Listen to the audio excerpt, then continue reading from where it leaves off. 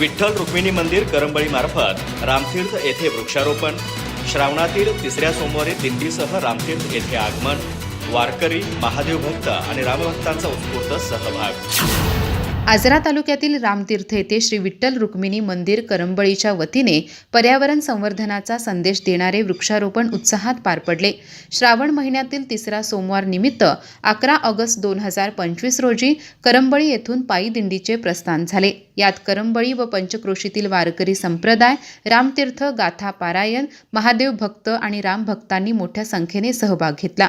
दिंडीच्या रामतीर्थ आगमनानंतर हरिभक्त परायण साधू श्री गुरुस्वामी योगी महाराज, कमनाकवाडा आश्रम तालुका कागल यांच्या हस्ते महादेव मंदिर परिसरात वृक्षारोपण करण्यात आले। पर्यावरणाचा समतोल बिघडवणारी मोठ्या प्रमाणावरील वृक्षतोड, जंगलाचा नाश, अनियमित पर्जन्यमान आणि वाढती उष्णता यांसारख्या संकटावर मात करण्यासाठी वृक्षारोपण व संवर्धन ही काळाची गरज असल्याचा संदेश यावेळी देण्यात आला। या उपक्रमात सचिन पन्हाळकर, MD पाटील, सुभाष कांबळे, बाळासाहेब शेरेकर, प्रकाश पाटील यांच्यासह करंबळी व पंचक्रोशीतील वारकरी, महादेव भक्त आणि रामभक्त उपस्थित होते। श्रद्धा, भक्ती आणि पर्यावरण पूरकतेचा संगम घडवणारा हा उपक्रम उपस्थितांच्या मनात चिरंतन ठसा उमटवून गेला। अधिक माहिती आणि ताज्या घडामोडींसाठी आजच आमचे चॅनल सबस्क्राइब करा।